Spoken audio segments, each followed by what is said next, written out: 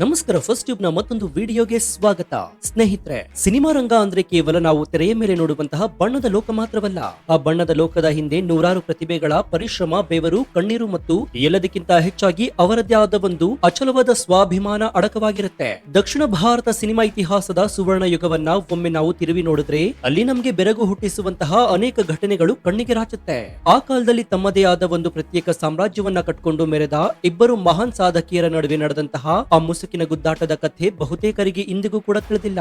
ಒಂದ್ ಕಡೆ ತಮ್ಮ ಕಣ್ಣುಗಳ ಅಭಿನಯದಿಂದಲೇ ಕೋಟ್ಯಾಂತರ ಪ್ರೇಕ್ಷಕರನ್ನ ಕಟ್ಟಿ ಹಾಕಿದಂತಹ ಅಭಿನಯದ ಅಧಿದೇವತೆ ಮಹಾನಟಿ ಸಾವಿತ್ರಿ, ಮತ್ತೊಂದು ಕಡೆ ತಮ್ಮ ಕೋಗಿಲೆಯಂತಹ ಕಂಠದಿಂದ ಕಲ್ಲು ಬಂಡೆಗಳನ್ನು ಕರಗಿಸುವ ಶಕ್ತಿ ಹೊಂದಿದ್ದ ಗಾನ ಸರಸ್ವತಿ ಎಸ್ ಜಾನಕಿ. ಇಬ್ಬರು ತಮ್ಮ ತಮ್ಮ ಕ್ಷೇತ್ರದಲ್ಲಿ ಹಿಮಾಲಯದಷ್ಟು ಎತ್ತರಕ್ಕೆ ಬೆಳೆದಿದ್ದವರು. ಇಡೀ ದಕ್ಷಿಣ ಭಾರತವೇ ಇವರಿಬ್ಬರನ್ನ ಆರಾಧಿಸ್ತಾ ಇತ್ತು. ಆದ್ರೆ ಇಷ್ಟೆಲ್ಲ ಇದ್ರೂ ಕೂಡ ಗಾಯಕಿ ಎಸ್ ಜಾನಕಿ ಅವರು ಒಂದು ದಿನ ನಾನು ಮಹಾನಟಿ ಸಾವಿತ್ರಿ ಅವರ ಸಿನಿಮಾಗಳಿಗೆ ಯಾವತ್ತೂ ನನ್ನ ಧ್ವನಿ ನೀಡೋದಿಲ್ಲ, ನಾನು ಅವರಿಗೆ ಹಾಡೋದಿಲ್ಲ ಅಂತ ಖಡಾಖಂಡಿತವಾಗಿ ಶಪಥ ಮಾಡಿದ್ರು ಎನ್ನುವಂತಹ ಅಚ್ಚರಿಯ ಸತ್ಯ ಇದೀಗ ಬಟಾಬೈಲಾಗಿದೆ. ಅಷ್ಟಕ್ಕೂ ಸಂಗೀತವನ್ನೇ ಉಸಿರಾಗಿಸಿಕೊಂಡಿದ್ದಂತಹ ಜಾನಕಮ್ಮ ಅವರು ಸಾವಿತ್ರಿಯವರ ವಿಚಾರದಲ್ಲಿ ಇಷ್ಟೊಂದು ಕಠಿಣವಾದ ನಿರ್ಧಾರವನ್ನ ತೆಗೆದುಕೊಳ್ಳಲು ಅಡಗಿದ್ದಂತಹ ಆ ಅಸಲಿ ಕಾರಣ ಎಂಥದ್ದು? ಅಂದು ಆ ರೆಕಾರ್ಡಿಂಗ್ ಸ್ಟುಡಿಯೋದಲ್ಲಿ ನಡೆದಂತಹ ಆ ಅವಮಾನದ ಕರಾಳ ಘಟನೆ ಹೇಗಿತ್ತು? ಪಿ ಸುಶೀಲಾ ಅವರಿಗೆ ಹಾಡಲು ಅವಕಾಶ ನೀಡಬೇಕು ಅಂತ ಸಾವಿತ್ರಿ ಅವರು ಇಟ್ಟುಕೊಂಡಿದ್ದಂತಹ ಆ ಕಟ್ಟುನಿಟ್ಟಿನ ನಿಯಮದ ವಾಸ್ತವವೇನು? ನೀಲಿಲ ಪಾಡಿದ ದೇವ ಎನ್ನುವಂತಹ ಹಾಡನ್ನ ಬರೋಬ್ಬರಿ 3 ತಿಂಗಳುಗಳ ಕಾಲ ಜಾನಕಮ್ಮ ಅವರು ಪೆಂಡಿಂಗ್ ಇಟ್ಟು ಕೊನೆಗೆ ನಿರ್ದೇಶಕರು ಆಡಿದ ಆ ಸುಳ್ಳಿನ ನಾಟಕ ಹೇಗಿತ್ತು? ಬನ್ನಿ ಇವತ್ತಿನ ಎಕ್ಸ್ಕ್ಲೂಸಿವ್ ಡೀಟೇಲ್ ರಿಪೋರ್ಟ್ ನಲ್ಲಿ ಸಾವಿತ್ರಿ ಮತ್ತು ಜಾನಕಿ ಅವರ ನಡುವೆ ನಡೆದಂತಹ ಆ ಪ್ರತಿಷ್ಠೆಯ ಕಥನ ಮತ್ತು ಸ್ವಾಭಿಮಾನದ ಹೋರಾಟದ ಪ್ರತಿಯೊಂದು ರೋಚಕ ಮಾಹಿತಿಯನ್ನ ಅತ್ಯಂತ ವಿವರವಾಗಿ ಅರ್ಥ ಮಾಡ್ಕೊಳ್ಳೋಣ. ಪ್ರತಿಯೊಬ್ಬ ಸಿನಿಮಾ ಪ್ರೇಮಿಯು ಕೂಡ ತಿಳಿದುಕೊಳ್ಳಲೇಬೇಕಾದಂತಹ ಮಹತ್ವದ ಮಾಹಿತಿ ಇದು. ಹೀಗಾಗಿ ವಿಡಿಯೋವನ್ನ ಎಲ್ಲೂ ಸ್ಕಿಪ್ ಮಾಡದೆ ಕೊನೆವರೆಗೂ ನೋಡಿ. ಸೊ ವಿಡಿಯೋವನ್ನ ಶುರು ಮಾಡೋಣ. ಆದ್ರೆ ಅದಕ್ಕೂ ಮುನ್ನ ನಮ್ಮನ್ನೆಲ್ಲ ಅಗಲಿರುವಂತಹ ಎಸ್ ಜಾನಕಿ ಅವರಿಗಾಗಿ ಓಂ ಶಾಂತಿ ಅಂತ ಕಮೆಂಟ್ ಮಾಡಿ ಹಾಗೂ ವಿಡಿಯೋಗೆ ಲೈಕ್ ಕೊಡಿ. ಜೊತೆಗೆ ಮಹಾನಟಿ ಸಾವಿತ್ರಿ ಅವರು ಎಸ್ ಜಾನಕಿ ಅವರಿಗೆ ಈ ರೀತಿ ಅಪಮಾನ ಮಾಡಿದ್ದು ತಪ್ಪು ಅಂತ ನಿಮ್ಗನ್ಸುತ್ತಾ? ಕಮೆಂಟ್ ಮಾಡಿ ಹಾಗೂ ವಿಡಿಯೋಗೆ ಲೈಕ್ ಕೊಡಿ. ಸ್ನೇಹಿತರೆ, ಈ ಭಾರಿ ದೊಡ್ಡ ಮುಸುಕಿನ ಗುದ್ದಾಟದ ಆಳ ನಿಮ್ಗೆ ಅರ್ಥ ಆಗ್ಬೇಕಾದ್ರೆ ನೀವು ಮೊದಲು ಆ ಇಬ್ಬರು ದಿಗ್ಗಜರ ಅಸಲಿ ತಾಕತ್ತನ್ನ ಕಂಪ್ಲೀಟ್ ಆಗಿ ಅರ್ಥ ಮಾಡ್ಕೊಳ್ಬೇಕಾಗತ್ತೆ. ಭಾರತೀಯ ಚಿತ್ರರಂಗದ ಇತಿಹಾಸದಲ್ಲಿ ಸಾವಿತ್ರಿ ಅಂದ್ರೆ ಅದೊಂದು ಕೇವಲ ಹೆಸರಲ್ಲ, ಅದೊಂದು ಭಾರಿ ದೊಡ್ಡ ವಿಸ್ಮಯ.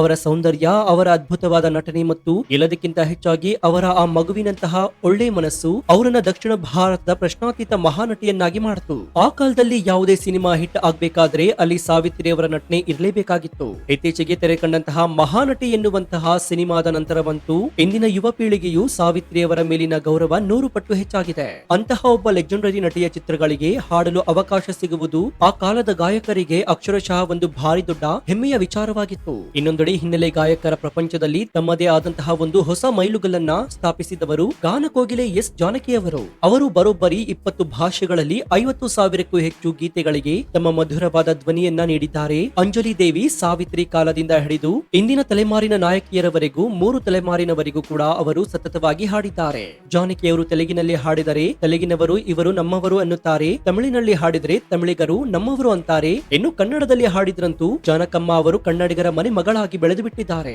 ಪ್ರತಿಯೊಂದು ಭಾಷೆಯ ಉಚ್ಚಾರಣೆಯನ್ನು ಕೂಡ ಅಷ್ಟು ಸ್ಪಷ್ಟವಾಗಿ ಹಾಡುವ ಅವರ ಆ ದೈವಿ ಪ್ರತಿಭೆಯನ್ನ ಕಂಡು ಅನೇಕ ಸಂಗೀತ ನಿರ್ದೇಶಕರು ಅವರನ್ನ ಅಕ್ಷರಶಃ ಸಂಗೀತ ದೇವತೆಯಂತೆ ಪೂಜಿಸುತ್ತಿದ್ದಾರೆ. ಸಾವಿತ್ರಿ ಅವರ ಸಿನಿಮಾಗಳ ಆರಂಭಿಕ ದಿನಗಳಲ್ಲಿ ಅವರ ಪಾತ್ರಗಳಿಗೆ ಹೆಚ್ಚಾಗಿ ಜೀವ ತುಂಬುತ್ತಾ ಇದ್ದದ್ದು ಖ್ಯಾತ ಗಾಯಕಿ ಪಿ ಸುಶೀಲಾ ಅವರು. ಮಾಯಾ ಬಜಾರ್ ಹಾಗೂ ಮೆಸ್ಸಮ್ಮನಂತಹ ಬ್ಲಾಕ್ ಬಸ್ಟರ್ ಸಿನಿಮಾಗಳಲ್ಲಿ ಲೀಲಾ ಅವರು ಹಾಡಿದ ಸೂಪರ್ ಹಿಟ್ ಹಾಡುಗಳು ಸಾವಿತ್ರಿ ಅವರ ನಟನೆಗೆ ಕಂಪ್ಲೀಟ್ ಆಗಿ ಮ್ಯಾಚ್ ಆಗಿತ್ತು.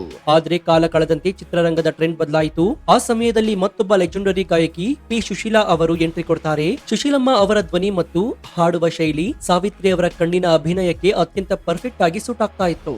ಇದನ್ನ ಅರಿತಂತಹ ಸಾವಿತ್ರಿ ಅವರು ತಮ್ಮ ಪಾತ್ರಗಳಿಗೆ ಒಂದು ಕಟ್ಟುನಿಟ್ಟಿನ ನಿಯಮವನ್ನ ಮಾಡ್ಕೊಳ್ತಾರೆ. ಒಬ್ಬ ದೊಡ್ಡ ನಟಿಗೆ ತನ್ನ ಪಾತ್ರ ಪರದೆಯ ಮೇಲೆ ಹೇಗೆ ಕಾಣಿಸಬೇಕು ಮತ್ತು ಹೇಗೆ ಕೇಳಿಸಬೇಕು ಎನ್ನುವಂತಹ ಸ್ಪಷ್ಟವಾದ ಕಲ್ಪನೆ ಇರುತ್ತೆ. ಸಾವಿತ್ರಿ ಅವರು ಕೂಡ ಅದೇ ರೀತಿಯ ನಿಲುವನ್ನ ಹೊಂದಿದ್ರು. ನನ್ನ ಸಿನಿಮಾದ ಪ್ರತಿಯೊಂದು ಹಾಡುಗಳನ್ನ ಪಿ ಸುಶೀಲಾ ಅವರೇ ಹಾಡಬೇಕು ಎನ್ನುವಂತಹ ನಿಯಮವನ್ನ ಅವರು ನಿರ್ದೇಶಕರಿಗೆ ಮತ್ತು ನಿರ್ಮಾಪಕರಿಗೆ ಕಡ್ಡಾಯವಾಗಿ ಹೇಳ್ತಾ ಇದ್ರು. ಪಿ ಸುಶೀಲಾ ಅವರ ಧ್ವನಿ ನನ್ನ ಅಭಿನಯದ ಹಾವಭಾವಗಳಿಗೆ ಅತ್ಯಂತ ನೈಜವಾಗಿ ಹೊಂದಿಕೊಳ್ತಾ ಇದೆ ಎನ್ನುವುದು ಸಾವಿತ್ರಿ ಅವರ ಬಲವಾದ ನಂಬಿಕೆಯಾಗಿತ್ತು. ಆ ಕಾಲದಲ್ಲಿ ಸಾವಿತ್ರಿ ಅವರ ಡೇಟ್ ಸಿಗುವುದೇ ಕಷ್ಟವಾಗಿತ್ತು. ಹೀಗಿರುವಾಗ ಅವರು ಹೇಳಿದ ಮಾತನ್ನ ಮೀರುವಂತಹ ಧೈರ್ಯ ಯಾವ ನಿರ್ದೇಶಕರಿಗೂ ಕೂಡ ಇರಲಿಲ್ಲ. ಎಲ್ಲರೂ ಕೂಡ ಅವರ ಇಷ್ಟದಂತೆಯೇ ಸುಶೀಲಮ್ಮ ಅವರಿಂದಲೇ ಹಾಡುಗಳನ್ನ ರೆಕಾರ್ಡ್ ಮಾಡಿಸ್ತಾ ಇದ್ರು. ಆದ್ರೆ ಒಂದು ದಿನ ಒಂದು ತಮಿಳು ಸಿನಿಮಾದ ರೆಕಾರ್ಡಿಂಗ್ ಸಮಯದಲ್ಲಿ ಒಂದು ಭಾರಿ ದೊಡ್ಡ ಎಡವಟ್ಟು ನಡೆದು ಹೋಗುತ್ತೆ. ಆ ಸಿನಿಮಾದಲ್ಲಿ ಸಾವಿತ್ರಿ ಅವರೇ ನಾಯಕಿಯಾಗಿರ್ತಾರೆ. ಆ ಚಿತ್ರದ ಒಂದು ಅತ್ಯದ್ಭುತ ಹಾಡನ್ನ ನಿರ್ದೇಶಕರು ಎಸ್ ಜಾನಕಿ ಅವರಿಂದ ರೆಕಾರ್ಡ್ ಮಾಡಿಸ್ಬಿಡ್ತಾರೆ. ಜಾನಕಮ್ಮ ಅವರು ಆ ಹಾಡಿಗೆ ತಮ್ಮ ಇಡೀ ಜೀವವನ್ನೇ ದಾರಿ ಹಿರಿದು ಅತ್ಯಂತ ಮಧುರವಾಗಿ ಹಾಡಿದ್ದರು. ಆ ಹಾಡನ್ನ ಕೇಳಿದಂತಹ ಪ್ರತಿಯೊಬ್ಬರಿಗೂ ಕೂಡ ಅದು ಸೂಪರ್ ಹಿಟ್ ಆಗುವುದು ಗ್ಯಾರಂಟಿ ಎನ್ನುವಂತಹ ನಂಬಿಕೆ ಬಂದಿತ್ತು.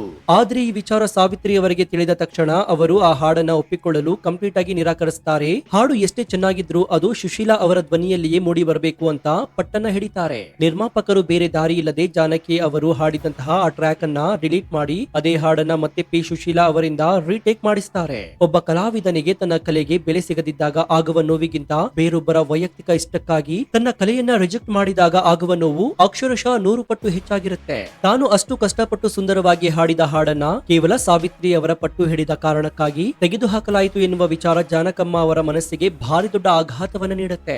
ಇದು ನನ್ನ ಕಲೆಗೆ ಮತ್ತು ನನ್ನ ಸರಸ್ವತಿಗೆ ಮಾಡಿದ ಅವಮಾನ ಅಂತ ಅವರು ಭಾವಿಸುತ್ತಾರೆ. ಅಂದೇ ಆ ರೆಕಾರ್ಡಿಂಗ್ ಸ್ಟುಡಿಯೋದಲ್ಲಿ ಅವರು ಒಂದು ಭಾರಿ ದೊಡ್ಡ ಶಪಥವನ್ನ ಮಾಡ್ತಾರೆ. ಇನ್ಮುಂದೆ ನನ್ನ ಜೀವನದಲ್ಲಿ ನನ್ನ ಉಸಿರಿರುವವರೆಗೂ ನಾನು ಎಂದಿಗೂ ಕೂಡ ಸಾವಿತ್ರಿ ಅವರ ಸಿನಿಮಾಗೆ ಹಾಡೋದಿಲ್ಲ.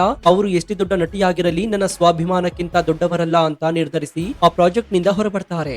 ಜಾನಕಮ್ಮ ಅವರ ಈ ಶಪಥ ಕೇವಲ ಬಾಯಿ ಮಾತಿಗೆ ಮಾತ್ರ ಸೀಮಿತವಾಗಿರೋದಿಲ್ಲ. ಅವರು ಅತ್ಯಂತ ಕಟ್ಟುನಿಟ್ಟಾಗಿ ಪಾಲಿಸಿಕೊಂಡು ಬರ್ತಾರೆ. ಇದರ ಅಸಲಿ ಎಫೆಕ್ಟ್ ಒಂದು ತೆಲುಗು ಸಿನಿಮಾದ ರೆಕಾರ್ಡಿಂಗ್ ಸಮಯದಲ್ಲಿ ಇಡೀ ಚಿತ್ರರಂಗಕ್ಕೆ ಕಂಪ್ಲೀಟ್ ಆಗಿ ಅರ್ಥವಾಗುತ್ತೆ. ಒಂದು ಹೊಸ ಸಿನಿಮಾದಲ್ಲಿ ನೀಡಿಲ ಪಾಡಿದ ದೇವ ಎನ್ನುವಂತಹ ಒಂದು ಅದ್ಭುತವಾದ ಹಾಡಿತ್ತು. ಆ ಹಾಡನ್ನ ಜಾನಕಿ ಅವರಿಂದಲೇ ಹಾಡಿಸಬೇಕು ಅಂತ ಸಂಗೀತ ನಿರ್ದೇಶಕರು ಪಟ್ಟು ಹಿಡಿತಾರೆ. ಆದ್ರೆ ಜಾನಕಿ ಅವರು ಈ ಹಾಡಿನ ನಾಯಕಿ ಯಾರು ಅಂತ ಕೇಳಿದಾಗ ಅದು ಸಾವಿತ್ರಿ ಅವರ ಸಿನಿಮಾ ಅಂತ ಗೊತ್ತಾಗುತ್ತೆ. ತಕ್ಷಣವೇ ಜಾನಕಿ ಅವರು ಆ ಹಾಡನ್ನ ಹಾಡಲು ಕಂಪ್ಲೀಟ್ ಆಗಿ ನಿರಾಕರಿಸುತ್ತಾರೆ. ನಿರ್ದೇಶಕರು ಎಷ್ಟೇ ವಿನಂತಿ ಮಾಡಿದ್ರು ಕೂಡ ಅವರು ಒಪ್ಪಲೇ ಇಲ್ಲ.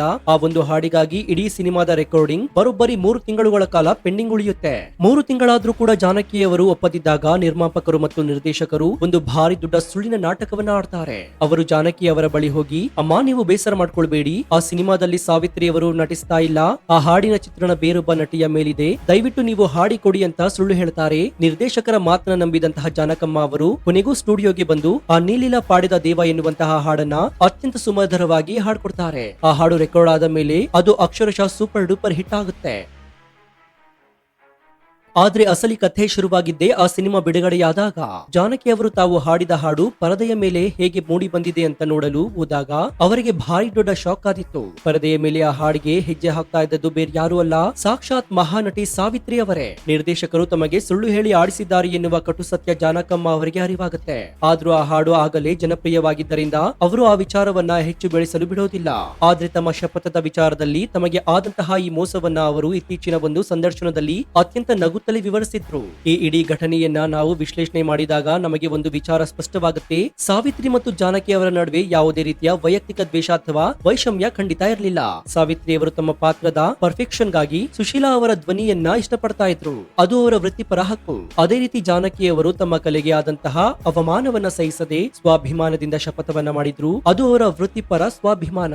ಇಬ್ಬರು ದಿಗ್ಗಜರು ತಮ್ಮ ತಮ್ಮ ನಿಲುವುಗಳಿಗಾಗಿ ಬದ್ಧರಾಗಿದ್ದರು ಎನ್ನುವುದು ಈ ಘಟನೆಯಿಂದ ನಮಗೆ ಅರ್ಥವಾಗುತ್ತೆ. ಇಬ್ಬರು ಕಲೆಗಾಗಿ ತಮ್ಮ ಇಡೀ ಜೀವನವನ್ನೇ ಮುಡಿಪಾಗಿಟ್ಟಂತಹ ಮಹಾನ್ ಚೇತನರು. ಸಾವಿತ್ರಿ ಅವರು ಬೆಳ್ಳಿತೆರೆಯ ಮೇಲೆ ಎಷ್ಟು ವೈಭವದಿಂದ ಮೆರೆದಿದ್ದರು. ಅವರು ವೈಯಕ್ತಿಕ ಜೀವನದ ಕೊನೆಯ ದಿನಗಳು ಅಕ್ಷರಶಃ ಅತ್ಯಂತ ಕರುಣಾಜನಕವಾಗಿತ್ತು.